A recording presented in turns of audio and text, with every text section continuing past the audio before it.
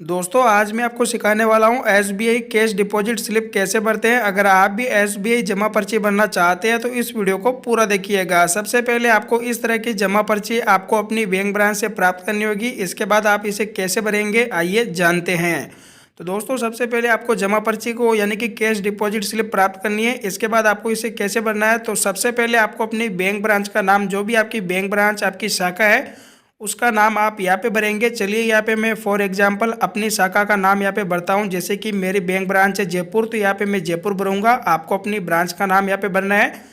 इसके बाद आपको अपने खाते का प्रकार यहाँ से सिलेक्ट करना होगा। आपके पास कौन सा खाता है, चालू खाता है या फिर बचत खाता है। तो मेरे पास बचत खाता है तो बचत खाते पे टिक करूँगा। नीचे आप एसबी यानी कि सेविंग बैंक अकाउंट पे टिक करेंगे।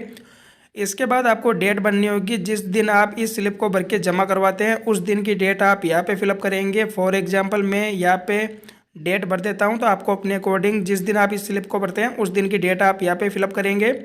इसके बाद आपको खाता संख्या यानी कि अकाउंट नंबर यहाँ पे भरना है। जिस अकाउंट में आप पैसे जमा करवा रहे हैं उस अकाउंट की अकाउंट संख्या आप यहाँ पे भरेंगे। फॉर एग्जांपल मैं आपको बता रहा हूँ तो मैं यहाँ पे इसे खाली छोड़ देता हूँ। आपको यहाँ पे अकाउंट नंबर भरना है। अकाउंट नंबर बनने के बाद आप कौन से खाते में पैसे जमा कर रहे हैं यानी कि किसके खाते में पैसे जमा करवा रहे हैं उस अकाउंट होल्डर का नाम आप यहाँ पे भरेंगे। फॉर एग्जांपल मैं अपना नाम यहाँ पे भर देता हूँ। जो भी अकाउंट होल्डर है जिसका खाता है उसका नाम आप यहाँ पे भरेंगे। तो यहाँ पे मैं अपना नाम भर देता हूँ, आप अपने नाम यहाँ पे भरेंगे। इसके बाद आप कितने रुपये जमा करवा रहे हैं वह अमाउंट आप यहाँ पे भरेंगे। खाते में नगद जमा करवा रहे हैं तो आप कितने रुपये जमा करवा रहे हैं वह अमाउंट आप यहाँ पे भरेंगे। तो फॉर एग्जांपल मैं 5,000 रुपये जमा करवा रहा हूँ तो 5,000 रुपये यहाँ पे भरूंगा। इसके बाद नीचे आपको इसी अमाउंट को यानी कि कुल योग टोटल कितना होता है उसी अमाउंट को आप यहाँ पे दोबारा भरेंगे। तो यहाँ पे मैं वापस 5,000 रुपये भर देता हूँ। इसके बाद ऐसे लाइन करनी है।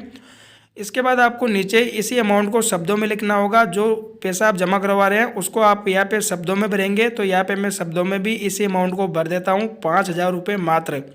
तो आपको इस तरह से लिखना है। इसके बाद आपकी ये जो पर्ची है यानी कि आपकी जो ये छोटी स्लिप है ये भरकर तैयार हो जाती है।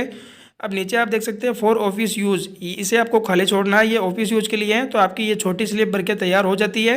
अब आपको आना है इस तरफ। इस तरफ आपको कैसे बनना है आइए मैं आपको बता देता हूँ। सबसे पहले आपको ठीक उसी प्रकार से अपनी शाखा यानी कि आपकी जो बैंक ब्रांच है उसका नाम आप यहाँ पे भरेंगे। तो यहाँ पे मेरी बैंक ब्रांच है जयपुर, तो मैं यहाँ पे जयपुर भर देता हूँ। आपको अपनी ब्रांच का नाम यहाँ पे भरना है। इसके बाद आपको आगे डेट यानी कि दिनांक, जिस दिन आप इस स्लिप को भर के जमा करवाते हैं उसी दिन की आपको यहाँ पे डेट भरनी है। तो यहाँ पे मैं डेट भर देता हूँ। तो आप अपने अकॉर्डिंग जब भी इसे जमा करवाते हैं उस दिन की डेट यहाँ पे भरेंगे। डेट बनने के बाद आपको नीचे वापस यहाँ पे देखने को मिलेगा खाते का प्रकार, आपके पास कौन सा अकाउंट है। तो सेविंग अकाउंट है तो यहाँ पे बचत खाते पे टिक करेंगे। इसके बाद आपको इधर देखने को मिलेगा खाता संख्या यानी कि अकाउंट नंबर। यहाँ पर आपको जिस खाते में आप पैसे जमा करवा रहे हैं उसी खाते की अकाउंट संख्या यहाँ पे आप भरेंगे। फॉर एग्जांपल मैं इसे खाली छोड़ रहा हूँ, आपको यहाँ पे अकाउंट नंबर भरना है। अकाउंट नंबर भरने के बाद आपको नीचे आना होगा और नीचे आप देखेंगे आप किसके खाते में पैसे जमा करवा रहे हैं उस अकाउंट होल्डर का नाम आपको भरना होगा। यानी कि जिसके खाते में आप पैसे जमा करवा रहे हैं उस अकाउंट होल्डर का नाम आप यहाँ पे भरेंगे। तो मैं अपना नाम यहाँ पे फिल कर देता हूँ। तो आपको अकाउंट होल्डर का नाम यहाँ पे भरना है। अकाउंट होल्डर का नाम आपको भरना है। इसके बाद आपको नीचे देखने को मिलेगा कुल जमा रुपये शब्दों में, आप जितने रुपए जमा करवा रहे हैं वह अमाउंट आप यहाँ पे शब्दों में भरेंगे। तो यहाँ पे हम 5,000 रुपये जमा करवा रहे हैं तो हम यहाँ पे शब्दों में लिखेंगे 5,000 रुपये। तो यहाँ पे आपको इस तरह से शब्दों में अमाउंट को लिखना होगा। जितने भी आप पैसे जमा करवा रहे हैं उसे आप यहाँ पे शब्दों में लिखेंगे। 5,000 रुपये मात्र मैं यहाँ पे लिख देता हूँ। इसके बाद इस तरह की आपको लाइन करनी है इस तरह से। इसके बाद आप देखेंगे शाखा ब्रांच यानी कि कोड संख्या। अगर आप किसी एसबीआई की अदर बैंक ब्रांच में जाके कैश डिपॉजिट करते हैं तब आपको उस ब्रांच का कोड यहाँ पे भरना होगा। अदरवाइज अगर आप अपनी बेस ब्रांच यानी कि जिस ब्रांच में आपका अकाउंट ओपन हो रखा है आप उसी ब्रांच में जाके कैश डिपॉजिट करते हैं तब आपको ब्रांच कोड नहीं भरना होगा। इसके बाद आप इसे खाली छोड़ के इधर आएंगे। इसके बाद आप देख सकते हैं आप खाते में नगद कितना कैश जमा करवा रहे हैं वह अमाउंट आप यहाँ पे भरेंगे। फॉर एग्जांपल 5,000 रुपये मैं यहाँ पे भर के आपको बता रहा हूँ तो यहाँ पे आप अमाउंट भरेंगे। इसके बाद कुल टोटल अमाउंट में भी आपको वापस इसी अमाउंट को भरना है। इसके बाद आपको मोबाइल नंबर, कोई भी एक मोबाइल नंबर जो कि चालू मोबाइल नंबर होना चाहिए जिससे कि बैंक आपसे कांटेक्ट कर सकता है। तो यहाँ पे आपको कोई भी एक एक्टिवेट चालू मोबाइल नंबर यहाँ पे भरना होगा। फॉर एग्जांपल मैं यहाँ पे कुछ भी अपना नंबर यहाँ पे दे देता हूँ।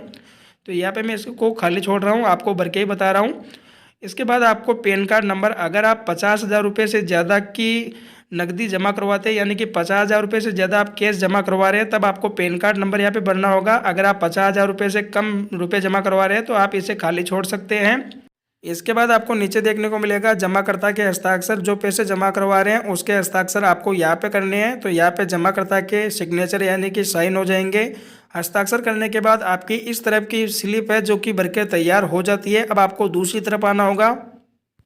दूसरी तरफ आने के बाद अगर आप चेक डिपॉजिट कर रहे हैं तो आपको यहाँ पे चेकों का विवरण देखने को मिलेगा। आप यहाँ पे चेक की डिटेल फिल करेंगे। अगर आप चेक जमा नहीं कर रहे हैं तो आपको इसे खाली छोड़ना है, और आप कैश जमा कर रहे हैं तो आपको इस तरफ आना है और यहाँ पे आपको नोटों की संख्या लिखनी है। आपके पास कितने रुपए के कितने नोट है, तो मेरे पास 500 रुपये के 8 नोट है, तो मैं यहाँ पे 500 के आगे 8 लिखूँगा। इसके बाद आपके पास और कितने रुपए के कितने नोट है, तो यहाँ पे मेरे पास 100 रुपये के 10 नोट है, तो यहाँ पे मैं लिखूँगा 100 रुपये के 10 नोट है मेरे पास, तो यहाँ पे मैं 10 लिखूँगा। 500 को 8 से गुणा करने पे टोटल अमाउंट बनता है 4,000 रुपये, तो मैं यहाँ पे 4,000 रुपये भरूँगा। और 100 रुपये के 10 नोट है, तो 100 को 10 से मल्टीप्लाई करने पर टोटल योग होता है 1,000, तो यहाँ पे मैं 1,000 भरूंगा। इसके बाद इसे लाइन करेंगे। अब दोस्तों इन दोनों को जोड़ने पे टोटल योग कितना होता है 4, और 1,000 को जोड़ने पे कितना होगा, टोटल अमाउंट होगा 5,000, तो मैं यहाँ पे 5,000 भरूंगा। तो आपको नोटों की संख्या इस तरह से भर के टोटल योग करना है। इसके बाद दोबारा इस तरफ आ जाना है।